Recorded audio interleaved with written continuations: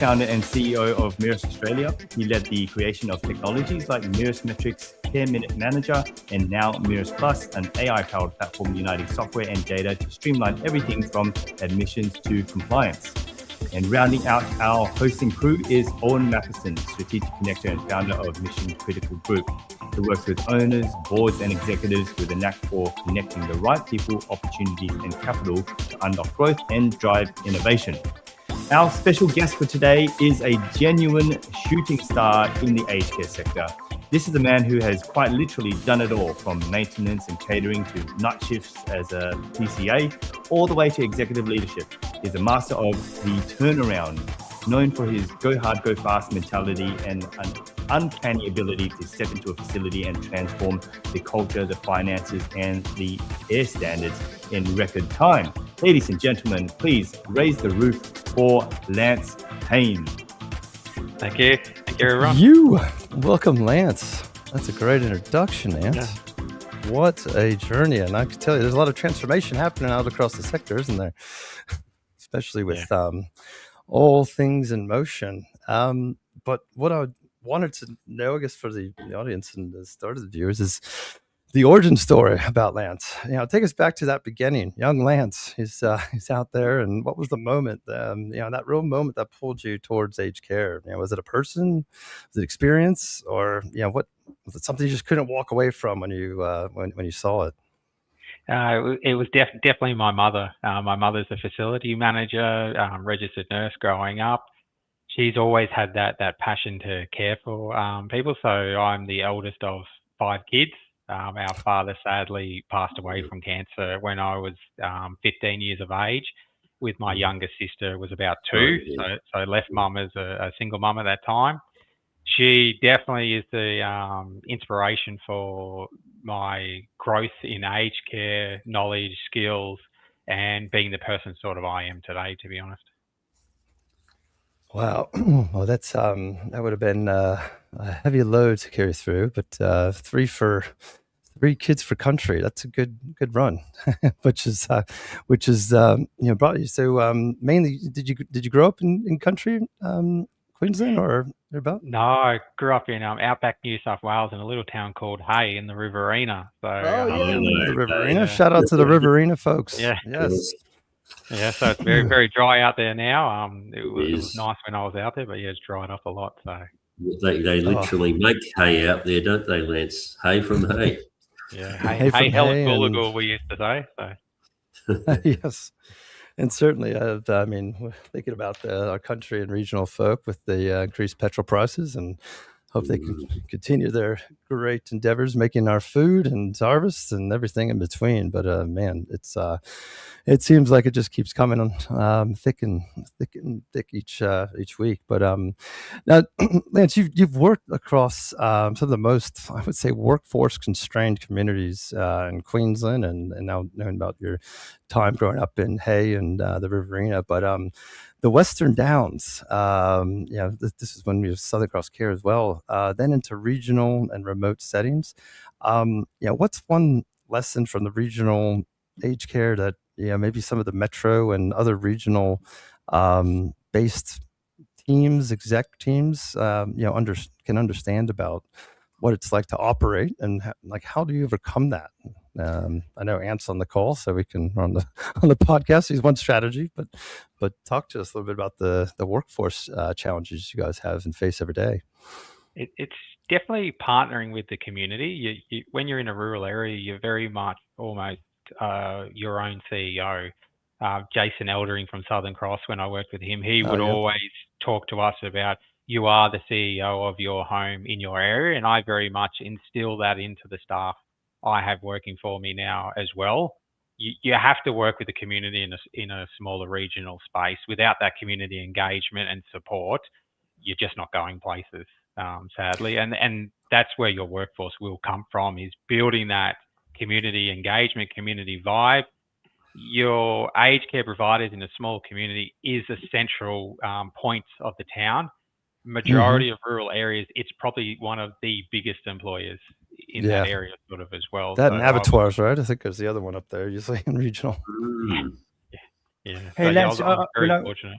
when I came out to Rockhampton, and and I didn't understand how important community was, and we had Jason Binder on the show, and he talked about the importance of getting the board on side and having a good relationship with the board. And I asked what I thought was a stupid question, like why? Like you bought the organization? Like, no, I wasn't trying to be rude or anything, but I just need to understand why it was important to have a relationship with the board. And he explained that because they have the ties with the community. And when I met with you, you told me a real life example of why having a bad relationship with the community has the negative effects. Would you be comfortable sharing that story? I think it was it Chinchilla, or where was it that you went there and it was they didn't know who you were at first? Yeah, so Chinchilla's story was it was originally a community-owned and built not-for-profit organisation run by the community. With the changes that sort of occurred through the Aged Care Act, they eventually had to pass over the service to Southern Cross Care. When I went out there, it wasn't valued or seen the way it should be. There was obviously that disengagement in the community, and that was one of the big key elements of what Jason Eldering tasked me to work with the broader community and get that relationship back with them. When I was out there, I formed a group of volunteers called Friends of the Luru Village. It was designed to get the community more engaged with the aged care. I gave them a task of trying to raise funds for a Toyota Coaster bus that had mobility access lift into it. It was around about $150,000 task. I thought, oh, this is going to keep everyone nicely occupied for the next 3 to 5 years. And with their support, in under 12 months, they raised over $150,000. Far exceeded that, actually. They ended up buying a Toyota bus, modified it, 3 wheelchair accessibility ramp, a trailer that came from Origin Energy as well while we were out there. It was absolutely incredible to see the community come together for such a project in such a short amount of time as well. And that flow and effect flowed through not just the community, but our staffing. We operated it out there, I think, 4 years in a row with 0 agency hours, which really showcases when you get that community engagement and support, everything else flows incredibly well. Wow. Yeah. I mean, I live in regional, just regional, probably the first postcode outside of Sydney you could get into regional, but it's, and also growing up, I grew up in Ohio. So it's more of a community spirit that I understand. I think, something that we need to continue to sort of extend into our metropolitan areas. And, we are a growing country, and it's important to really look at those key values, because that's what makes our society what it is. It's amazing. Kudos to that front. But that's carried now. I guess now I'm hearing how it's built further alignment to building in these regions. Now you've got the brand new Mercy Haven in Rockhampton. This is a 41 million, 90 bed purpose-built facility that's just a mere 600 kilometers north of Brisbane. So that's pretty much Melbourne to me right now. But walk us through the decision to invest that type of capital, that kind of capital in that regional community, when there's a lot of providers pulling back from that regional footprints and those types of investment. What was the tipping point, or what was it mission, demand, government funding, all three? I think it was all three for Mercy Community. They had 3 sites in Rockhampton. We've still got Linster Place, which is an 80-bed home, and Bethany, which has got the Mercy Haven building as part of that site now, is now 184 beds in total.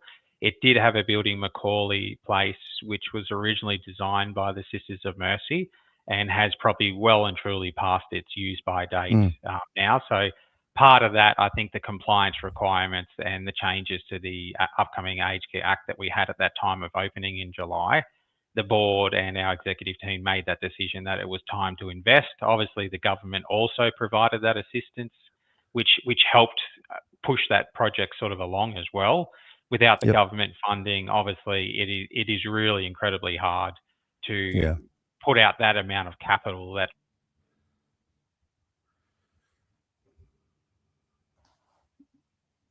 investment. So it's definitely something that the board worked closely with the government and our, obviously founders, the Sisters of Mercy, to develop and to build that home. And it opened in July last year. It's now at 100% occupancy. It's been at 100% occupancy since December. So We've Hey, done a don't lot show of up those work. commissioning teams out there. They're going to be going, take that back.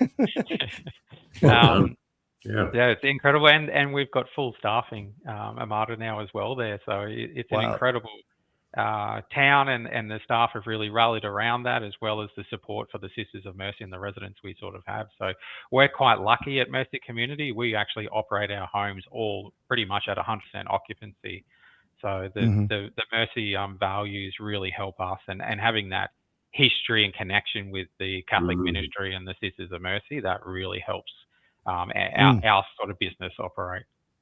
Can Well, you talk great. a little bit more about that, Lance? Because I'm noticing you've been operating since 1861, so that's a little while now, and you've got quite a broad offering as well. It's not just aged care; it's disability, child protection, family services, asylum seekers. The list goes on, but your mission seems to be reducing disadvantage and increasing social inclusion. What are some of the sort of, as a differentiator, where are the areas you're working that most might not be?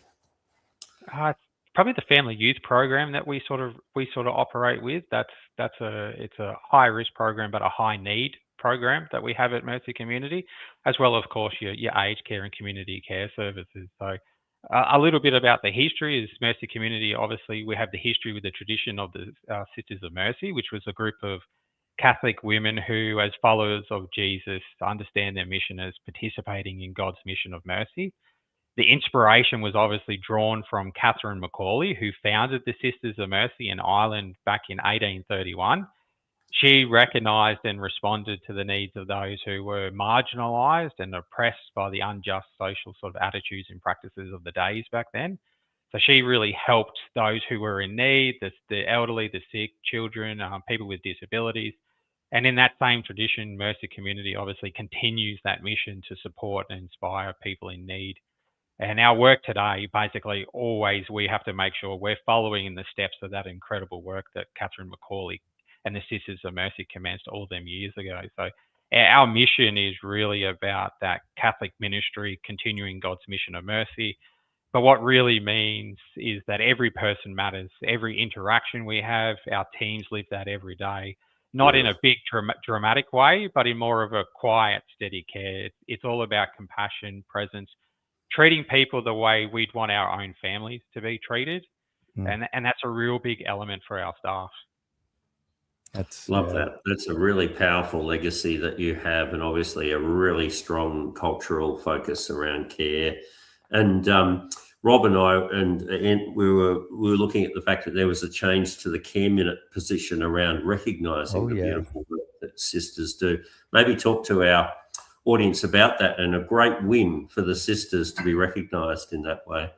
Yeah, so the sisters weren't counted as part of care minutes, even though we have a lot of, especially across our Catholic organisations, a lot of them have pastoral carers, and the sisters providing that care. They've done that for over 150, 200 years, to be honest. So they've all got the skills and care for it. So to now have them included as part of the care minutes really is not just good for our care minute targets, but it's an incredible way to recognise and respect the work that they're doing within the aged care industry as well. So I think it's a double fold. It ticks the boxes that the government wants for the care minute targets, but ultimately I think the decision was made more out of respect, to be honest with you, that the work that they're doing.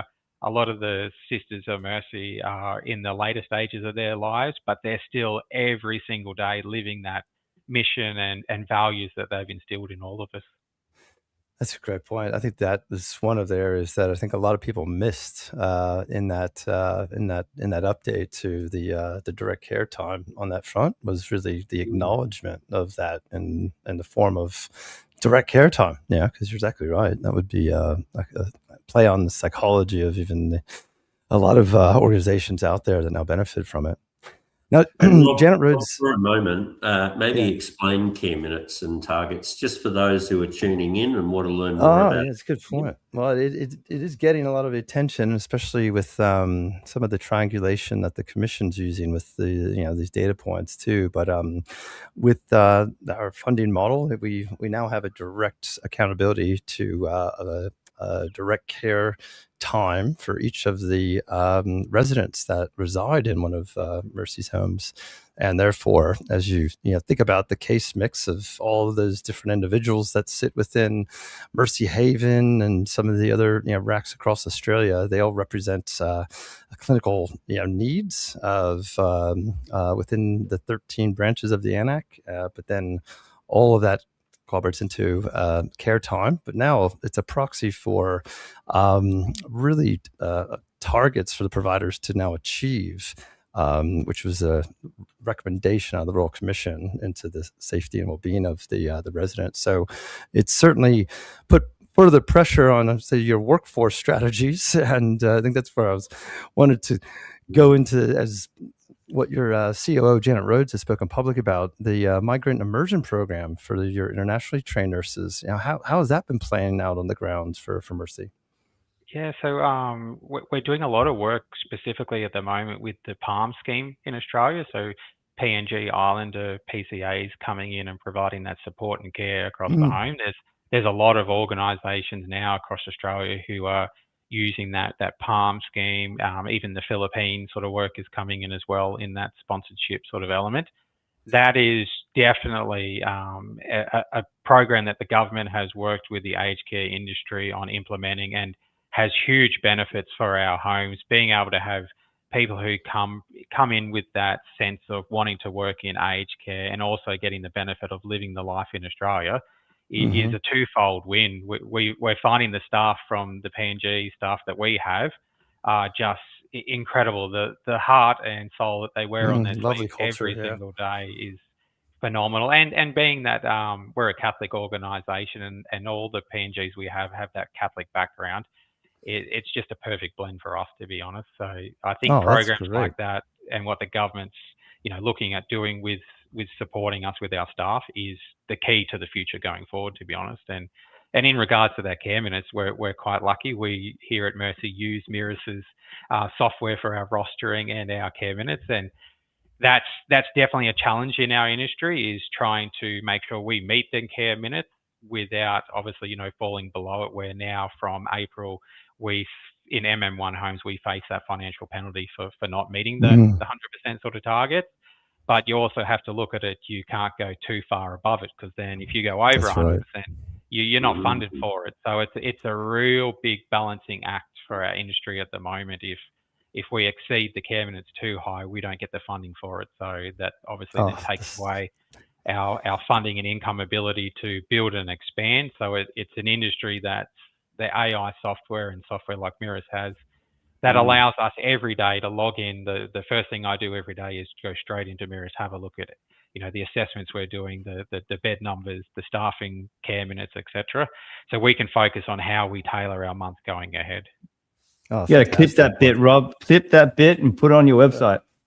Well, I mean, we build for you guys, so this is what gets us out of bed every day, because this is the only sector we worry about every day, and I get scared when I see some of those overspends and over performances, because it's disruptive, and these are resources that we need to stretch further, and well, that's great to hear, and there's more coming too. So we're going to be taking a lot of that data and insights, but really more through the lens, so that providers can also see what they look like to the Quality Commission, because that's been a big theme about the type of intel that now they have with the data sets that they're collecting on the industry, and what that means for very targeted and precise, line of questioning that's different than the old standards and the old ways, which are very, very well entrenched across the country.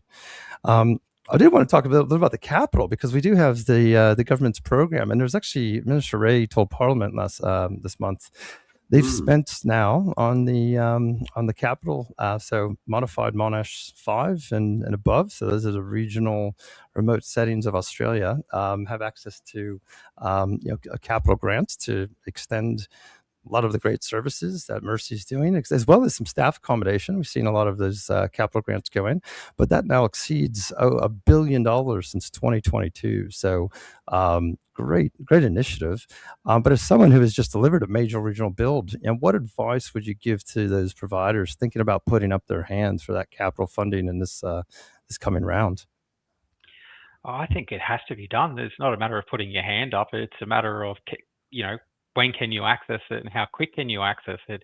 It's not that the industry doesn't want to build beds. It's just that at the moment it's not financially viable for us to do it and fund us ourselves. We need that government support. We need that government funding, whether it is simply a loan scheme that they do or whether they have other avenues of supporting us to do it. I think it's very rare that there's an organisation in our industry now who could put their hand on their heart and say, look, we can start to build 1,000 beds and not need any support of funding to do it. It's just not a reality of our industry. We're already seeing across the board things like RAD bed nut pricing going up extremely high compared to what it used to be, which is definitely going to start, having that ripple effect. I'm already seeing feedback from hospitals, etc., that they're getting a lot of residents who are unable to find placement in aged care because they might be on that supported income. So without the government funding, we're going to end up with a system that is purely built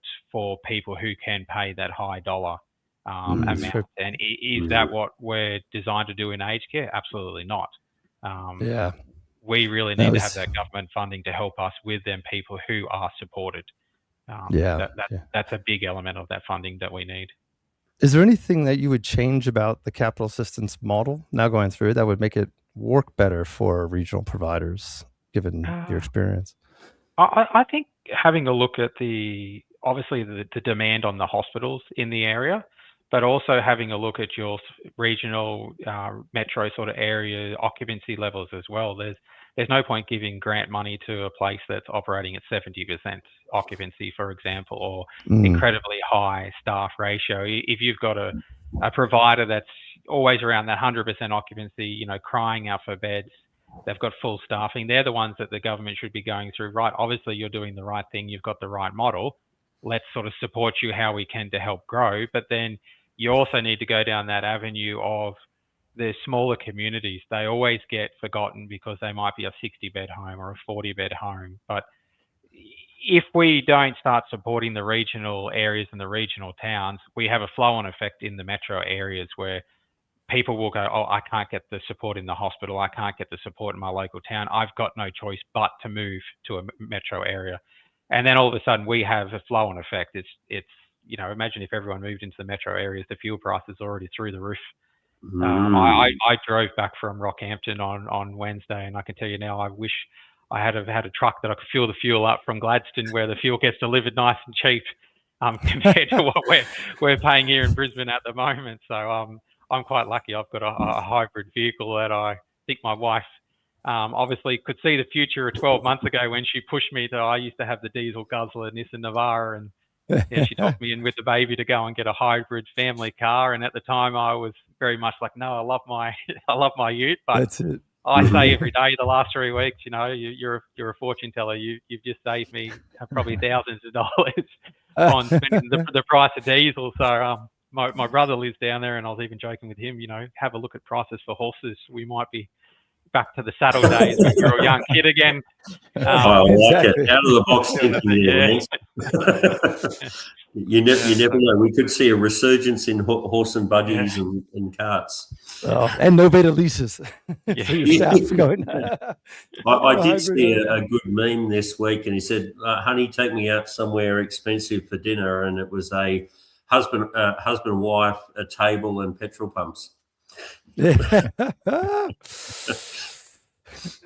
We love the servos, yes, but it's man, it's hard out there. Keep those jokes rolling. That's not the only one out there. If you know a good petrol joke this week, it will be like therapy at the same time. Feel free to share. Oh, satire plays a role, doesn't it?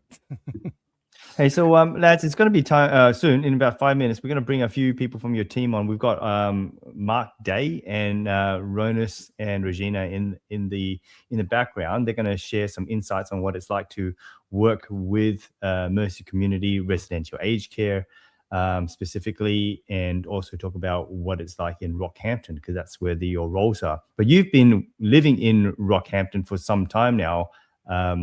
You like the background said, like the intro said, you cover everything. Even though you're head of residential, you're happy to get your hands dirty in whatever role it is. You just roll up your sleeves and get it done, fill in the gaps where you need. So you've been in Rockhampton for some time now. What's your experience like now that you've been at one Mercy Community? Why should people work at Mercy Community, and why should they move to Rockhampton?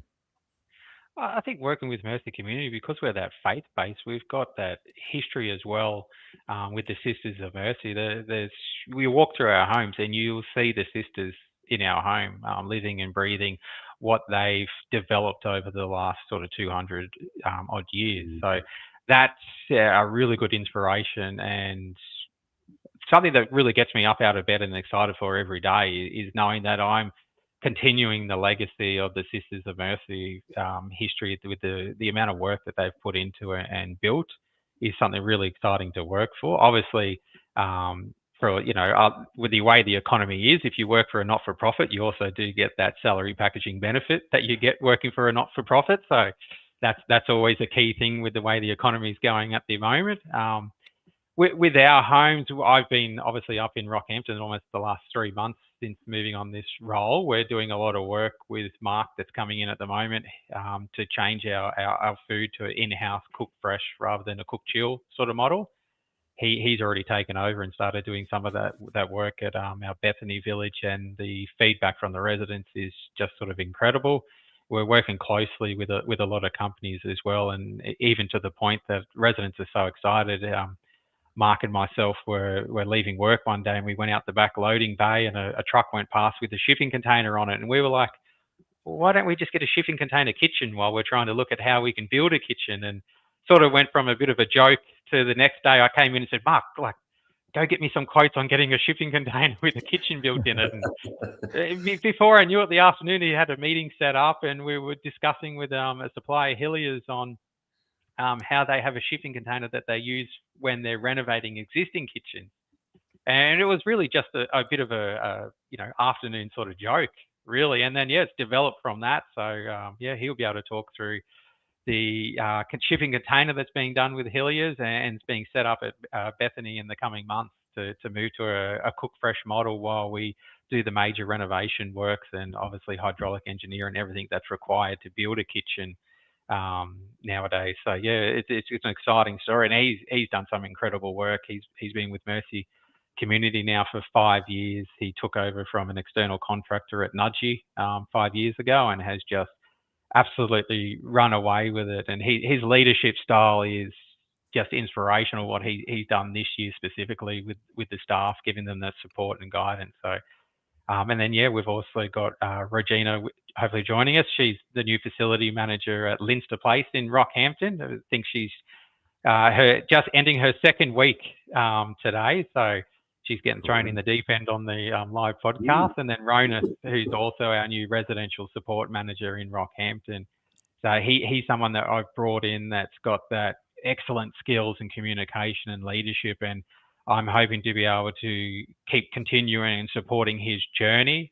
When I was up with Anthony, I was talking about, Ronus is already showing that potential that he's far exceeding expectations and has that ability in the future to one day put his hand up and be hopefully the CEO of an organisation somewhere and continue that values that we instill in our organisation. Brilliant. High praise. That's That's great. I think I can bring in. I'll bring some more Mark peeps on first. I'll bring Yes, Mark please. Without further ado. Yeah. Here we go. Mark Day, welcome. Please introduce yourself and tell us about your experience, what you do, your experience working for Mercy Community. The stage is yours. Great. My name's Mark. Classically trained chef, 1992 qualified after apprenticeship. Worked in Australia for 43 years and then ventured overseas in about 2007 to spend some time in Paris for 18 months and then back to Vanuatu for 18 months and back to Australia. Came back to Australia in 2002. Was working over a restaurant on Bribie Island. The power went out one night and this gentleman walked in from a local aged care facility they were just building. And that gentleman came back 3 nights in a row, and each day we were cooking by candlelight and using gas. On the 4th night, he offered me a job in aged care manager. So, adversity to celebration, fantastic. And basically stayed there for 4 years, and then went into working for connecting companies in aged care, basically, and progressed through the stages. And joined Mercy about 5 years ago as the hotel service manager, and recently got promoted to residential hotel service manager for Queensland. So it's been a fantastic journey and very exciting times ahead. Congratulations. You definitely haven't taken the path commonly travelled there, Mark. Yeah. I got sick and tired of missing Christmas with my family in 2003, so I decided then to jump the ship and go into aged care, and I haven't looked back. It's been fantastic. So you joined Mercy Community before, so you've been there for some time. You were there before Lance joined. I joined 5 years ago next week. Yeah. Well, nice. Well, look, what is the Lance effect? Because I know the Lance effect in with other organizations. What does the Lance effect at Mercy Community look like? Hand on heart, transformational. When Lance came in, we had very high expectations because we had been through a couple of managers over the time, and since Lance has come in, it's gone from good. It's absolutely fantastic. He inspires us every day. He leads by example. There's never a silly question that you can ask Lance. He has the answer for everything, and it's just gives us so much support on a daily basis, which makes our life so much easier to focus on our core roles, which is taking care of our residents the best that we can. It's been transformative for the business as far as I'm concerned. For me personally, yes. No, awesome. Well, we're going to raise the roof for Lance then, because he's not. Yay! Love the enthusiasm. It's definitely not a one-man band. I only achieve what I achieve because I have a team that is willing to learn, willing to grow, and willing to provide the best sort of care and services for the thing. So while I get to be the head, which gets the praise, the reality is people like Mark, Gemma, Donna, that all sort of work in the home day to day. They do the heavy lifting for me. I get to be the the president that gets all the accolades for what's sort of happening. But the truth is, I can only do my job as well as what occurs because of the team that works with me. So that's the biggest thing in aged care is you have to build a team that you can trust. And I have people like Mark and Ronas and Donna and Leah as my support people that I know every day I wake up, I don't feel stressed at all because I know that these guys are doing the best thing for the residents and the staff that they support. So Love that. So we're raising the roof for the Mercy operational team because it takes a team. Dreams are built in teams. Exactly. No I in the team, as we know. So coaches used to say. Well, Mark, thanks for jumping on. Keen to have you jump on any week, tell your story, and contribute to the conversation. But thank you so much. Thank you. I'm gonna bring. Who's else? I'm gonna bring. I got a busy backstage here, eh? Backstage, yeah. We've got Ronas and Regina. Please, stage is yours. Introduce yourselves.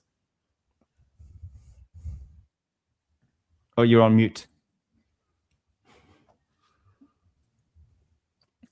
All right. There you go. Hopefully it's better this time. Yes, my name is Ronas. I'm by profession as a registered nurse. So I started my journey in aged care industry since 2010 as a care worker. Working as a care worker, I could already see how rewarding the industry was and how I can contribute to make sure that elderly residents are able to live their lives in a better way, at the way they want. Then I decided to do a nursing so that I can even contribute a bit more, make a difference in my own capacity. So I started building up myself, obviously with help of some of the leaders that I still aspire. So I moved into leadership setting since 2019, and here I am. So I'm working as a residential support manager for Mercy Community, based in Rockhampton, obviously where I get to see leader like Lance. And again, it's only been 2 weeks, but I can already see, as Mark said, what was the effect, what was the Lance effect. And he only not leads by example, he inspires others too. And that's what I can see, that's what I can feel. And as he said earlier, I would like to borrow his words or phrases. is saying, okay, look, facility managers are the CEO of the home.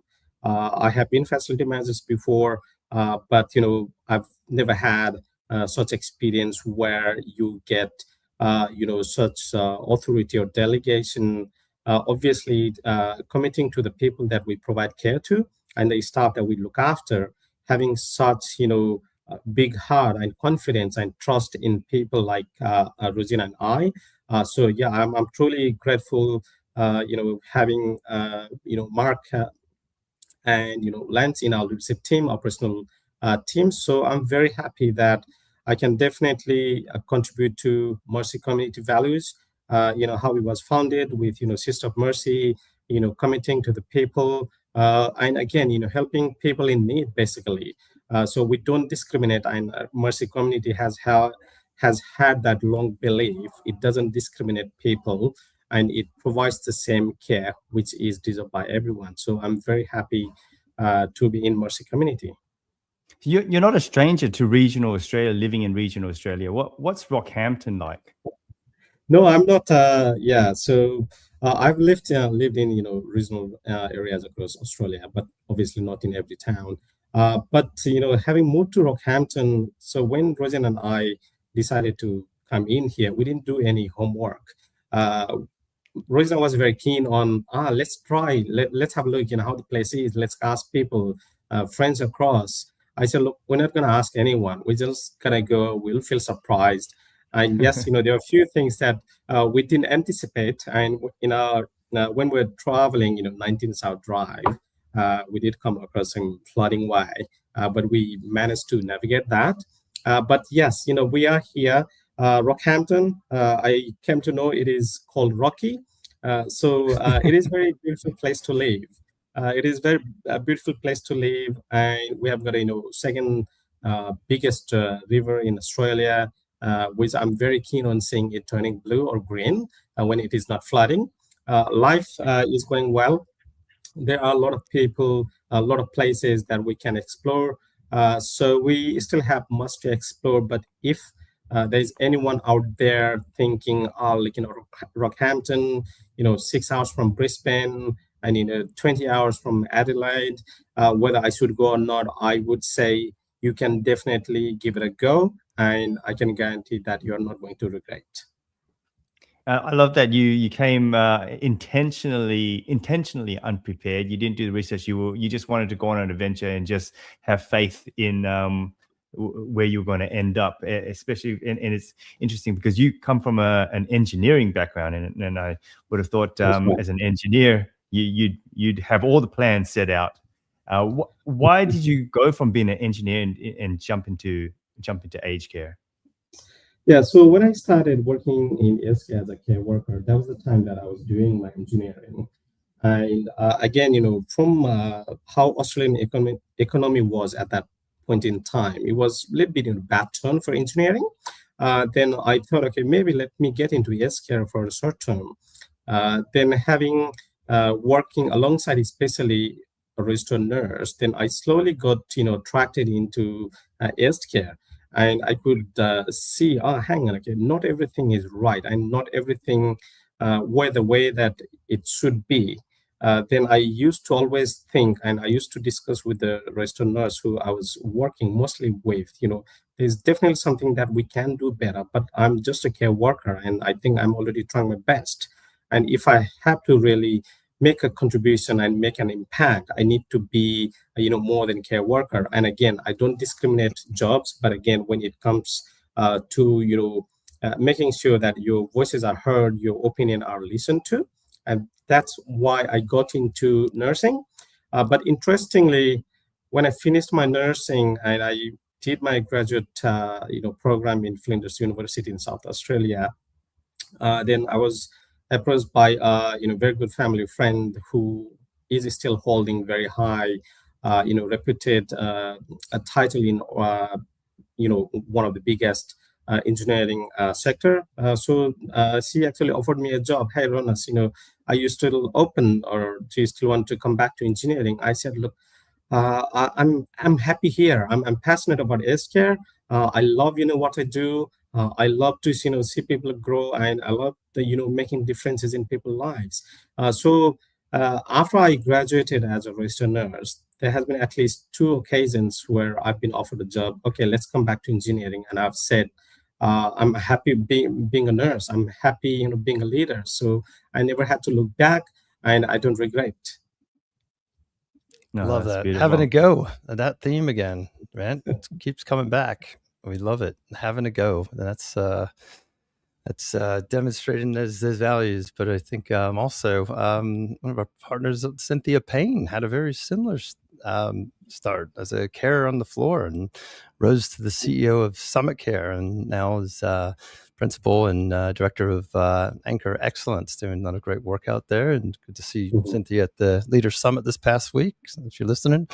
But yeah, that's a great, I love those journeys. And I think what could providers do, to, I guess, even encourage more of that? Because that, I think there'd be a lot of people out there really having to think through some of those decisions. And, is there something that you reflect on your journey that providers could help encourage on that path? Mm-hmm. Yeah, I think it's about making people understand how rewarding this sector is. And again, we went through period of COVID-19 where people were losing jobs, and again I used to have a chat to my friends and families and my team around, saying, hey, look, as long as human needs a care from a human being, this is the industry that will never be replaced. And especially these days when we're talking about humanoid robot, AI, and again, having a bit of a background in engineering, I can still say the workforce that we have and the work we do is not going to be replaced by any advanced robot AI, or I'll probably say next 50 years. And again, so from sense of job security point of view, I would say this is a very secure job. Why people need to think about that? And again, I would say it's once in a lifetime opportunity where you get to provide care to another human being, and especially for overseas migrants, people like me, we reflect. Hang on, okay, the care that we are providing to elderly resident here in Australia is entirely different, than the care that our grandparents received back home. And again, when my grandfather passed away as of 70, I had finished my school, and when I reflect back, the treatment that he received and the care that he received in hospital, it was very foreign to me. I had no idea. Then reflecting back retrospectively, I can say, look, it's very rewarding. You get that sense of satisfaction, and organizing a company like Mirrors, and again, as Lance said earlier, having technology on board, making technology your friend. And again, people just have to think, look, it's not something that everybody can do. And again, even if it is not something that you really wish to continue, but once you are in it, you just have to have 2 things. One is passion, and one is the heart to care. You don't have to look back. Love that. Yeah. Awesome. I think a lot of people start their journey, and we've been privileged to have so many bright minds, but also I've over the years, now in our 16th year, really looking back and reflecting with even at the recent conference, the number of team members that have come through Mirrors and really had a go at sort of dabbling with the technology and consulting company that is also in an area of interest, but maybe not the full commitment. But once they really get that understanding and fall in love with it, the way all of you have shared today, it's we do more of that, and that's also part of what we really take pride in, is bringing more people in different ways into our sector, because there's always a different pathway into aged care, and we need more of them. Yeah, absolutely. Well, Ronas, Regina, thank you so much for jumping on. I'll catch up with you guys soon. I'm sure I'll visit. I'm visiting Rockhampton again in about a month, so I'll see you up there. You're a Queenslander now, Ant. Yes. Yeah, I am. Hey, we've got Brad Sandilands backstage. We've also got someone by the name of Deb, but her device is not connected. So, Deb, if you turn your camera on, that'll indicate to me that you do want to jump on the screen and join the conversation. But if you want to just chill back there with your device off and just hang out, more than welcome to enjoy the cocktails. so. It's Friday. Bit of week. Yeah, that's right. The green room is pumping. G'day, Brad.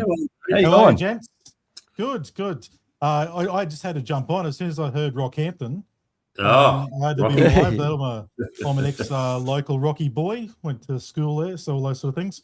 I just wanted to make a comment. Really, it's refreshing to see people take an open mind and look at regional centres like that and say, you know what, I'm just going to give it a crack. And I think towns like Rocky, Mackay, Gladstone, Bundaberg, they're good centres for people to grow up with their kids. And I had 3 of my 4 kids were there. So it's a really nice place to be. It has its issues, but it's also got a big elderly population that need people that really want to care about them. So more a statement than anything else, guys. It was just had to jump on and call it out. Shout out to the Rocky, yes. Yeah, that's what I wanted to hear. I want people to know that Rockhampton is a fantastic place to move to. Rocky people represent. Tell us about it, Brad. What do people experience when they land in Rocky?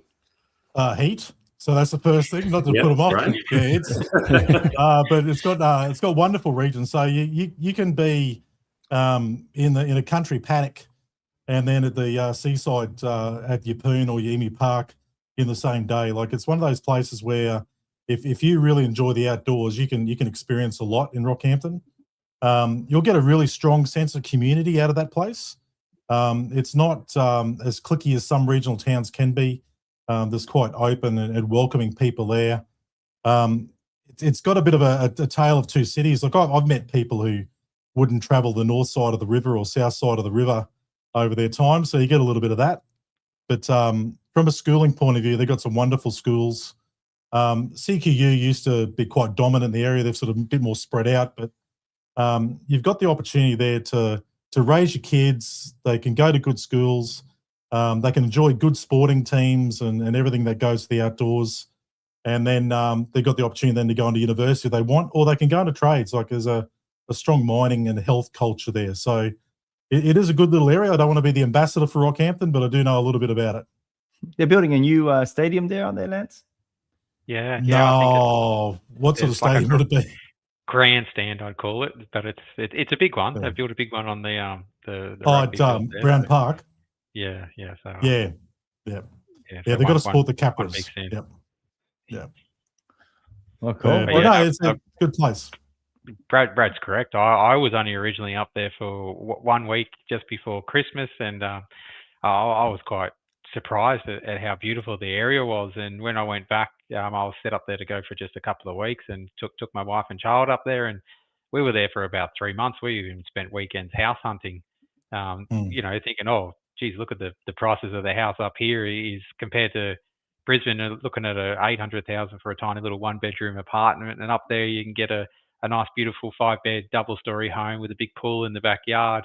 So my wife was very much like, look at the amount of schools, like Brad was saying, and the community everywhere you go is just polite and very welcoming sort of place. So, and then obviously you've got your Payne and Emu Park. We spent many weekends over there in the beautiful water. So yeah, Brad's correct. It's a beautiful area of Australia. It is hot. My first time up there, I definitely agree with Brad. I'm sort of someone that grew up in outback New South Wales, had the heat, but I was living in Melbourne for the last sort of 12 months before moving back to Queensland, and I felt it the first few weeks when I was up there. So yeah. And I tell you what, if you've got people listening to this podcast or tuning in later on, and they're thinking about a regional sort of change, like if you go north, Bundaberg, as I said, Gladstone, Mackay, Rockhampton, Townsville, Cairns, all those centres are quite good. They're established. You're not going into the unknown. There's lots of community there, lots of good schooling. You just are a little bit away from people, but it's not like living in Perth, is it, Anthony? Where you're a different country altogether. Yeah, I think we need to thank our unmentioned sponsor, Queensland Tourism, for this episode. Beautiful one day, perfect the next. It's perfect the next, yeah. We may have to change the song title to from Go West with the village Go people West, to we're gonna go north. Go north, people, go north. But I think it's one of those areas that if people are a bit they're interested, and there's obviously opportunity in this sector for people to advance their careers. You couldn't go wrong going north. Brad, thank you so much. And we've got to catch up. We're neighbours now, and also when Lance is back in Brisbane, we'll all catch up, get a little crew together. Thanks, Brad. Brad. Brad, I'll hopefully catch you next week. Were you at the recent conference, the Leaders Summit? No, mate, I was down south, but I was visiting customers, so I didn't have a chance to get in there. Oh, good on you, mate. Always welcome on the show. Cheers. Have a good one. Cheers, Brad. Lance, that idea you have, I want you to give Rob your thoughts. So this is a potentially $1 million idea, and anyone could pick up and run away with it. But when you talked to me about it, I thought, definitely need Rob's thoughts on what can be done here. This is Ant's Shark Tank moment. He's bringing into our show. I think it's the way the industry is going. We need to adapt AI. AI is going to be a big thing to help us go back to doing that face-to-face, one-on-one type situation. So obviously with the Royal Commission that happened into aged care, a lot of the things that came out of that, one of the biggest things is obviously documentation is a key part to keep records accurate. You've got your ANAC requirements that require obviously that key documentation on what's occurring.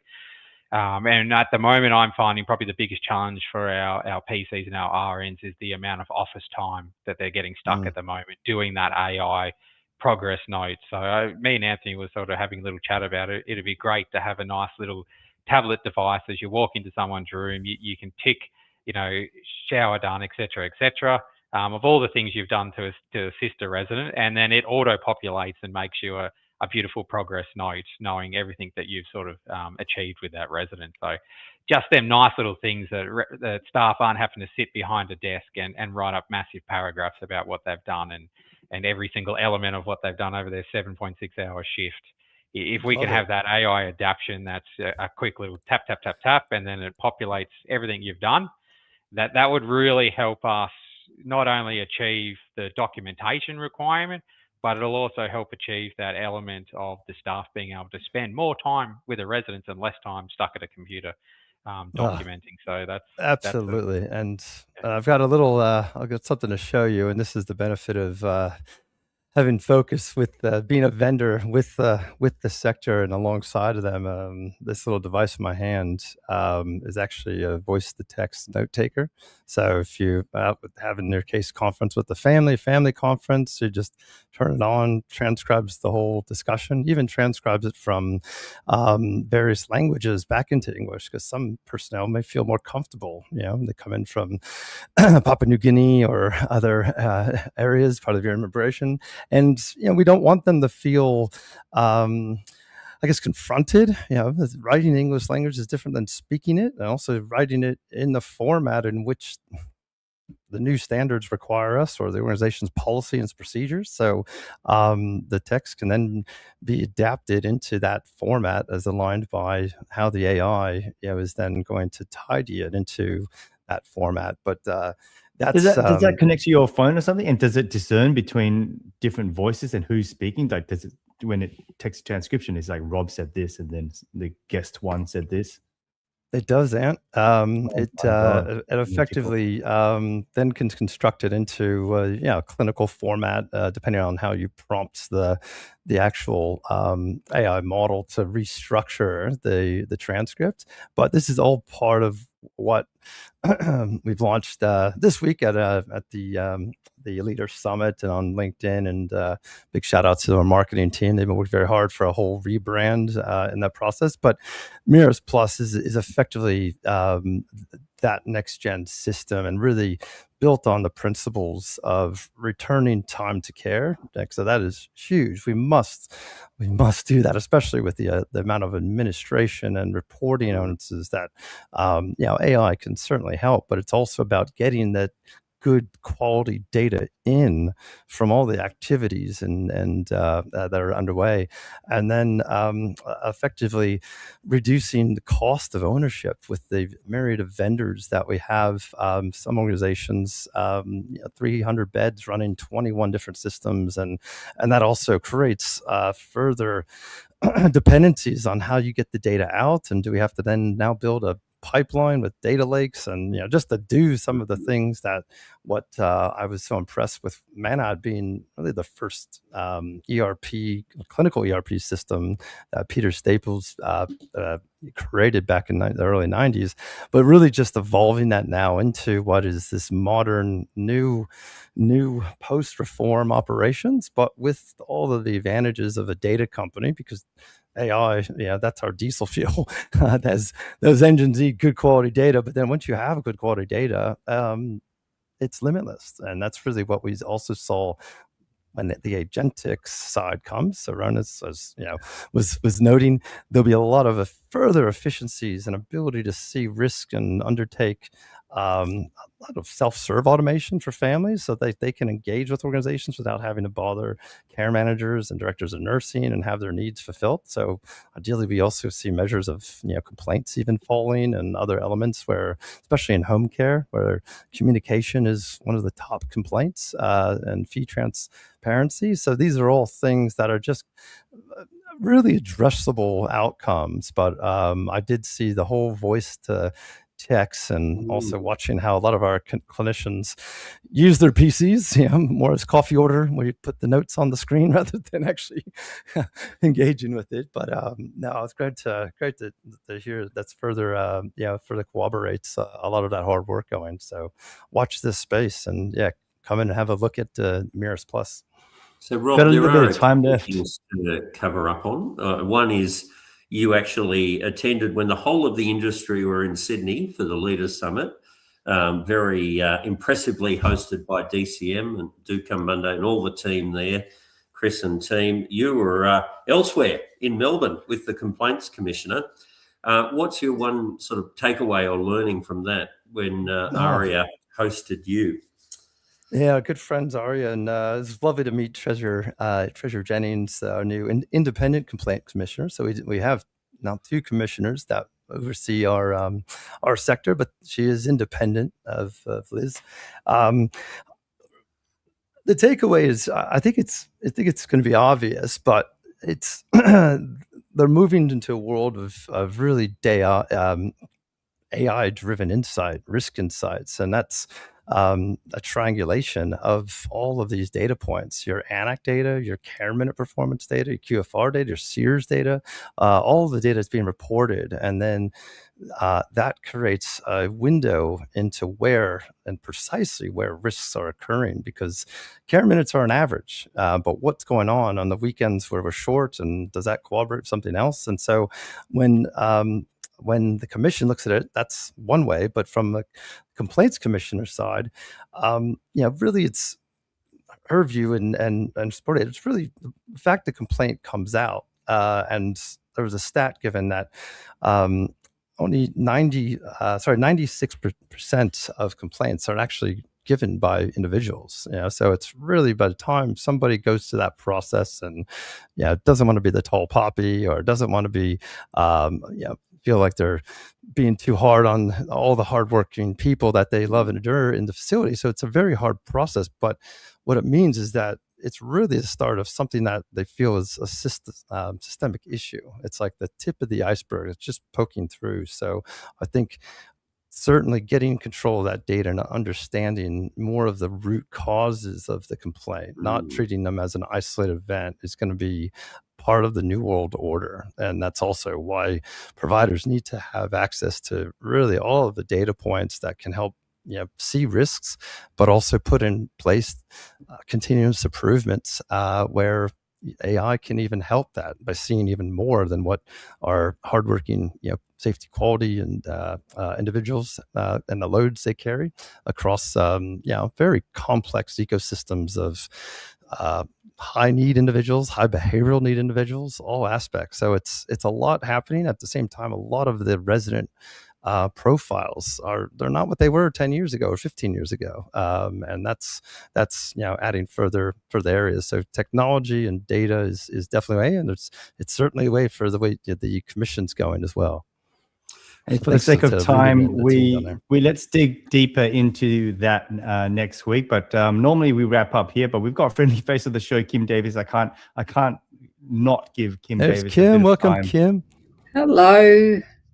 I want to hold you up. I just thought I'd jump on. I wouldn't be the same without you. What's happening in your world? All the way from Townsville. Yeah, even hotter. Even further north. Like everyone feels the issue for us at the moment. So just very briefly, because I know we're running out of time, we're looking at a business continuity and risk register for the current fuel situation. So being across three regional areas, I think the M4 to 5, it's a big concern for us. So Monday we've got a meeting to come up with a robust plan, but we have preemptively hired some electric vehicles just so we can keep those more remote areas running should there be big fuel issues. But so it's certainly unprecedented for us. It's not something that we ever had in our risk register before. So it's a great proactive step, and congratulations to you and your team for moving quickly on something that could really happen. I would have liked to have moved a bit faster, but we're waiting on see what the Prime Minister says as well on Monday. So a quick plug for Kim. If anyone in Tasmania is looking for someone really passionate in aged care, any particular location in Tasmania that you're eyeballing? No. So as you saw with my comment, we're over the heat in Townsville, so I am looking at moving to Tasmania and would love to step into an aged care role down there. We don't have a particular time frame or any particular location, but my strength is sort of quality, risk, compliance, governance. But I could put on a uniform and do some PCW work as well. I think I'd probably enjoy getting back to being hands-on with the clients again. Well, we helped out a friend of the show, as a guest on the show last week. Was it last week or the week before? And happy to do the same. We'll clip this bit. Oh yes, your Uber driver. Uber driver, yeah. How did he go? Did he get a few bites, or he's getting some bites? There's been people who pulled some strings, and conversations are hopefully happening. But sometimes technology is great, sometimes it's not. So communication has, last I heard, it's stalled a bit because some emails got lost along the way, or applications or software, I don't know. But I told him I'll follow up for him. But hey, for the sake of time, it's we are pretty much at the end of the show. Yes. Thanks everyone for coming. Lance, thank you. Mercy, community, crew, Ronus, Regina, Mark, thank you very much. And thanks for jumping on. Kim, Owen, you want to play us out? As we always say, one for all and all for one. Things aged care. Aged care. Right. Thanks, guys. Until next time. Have a great weekend, everyone. Take care.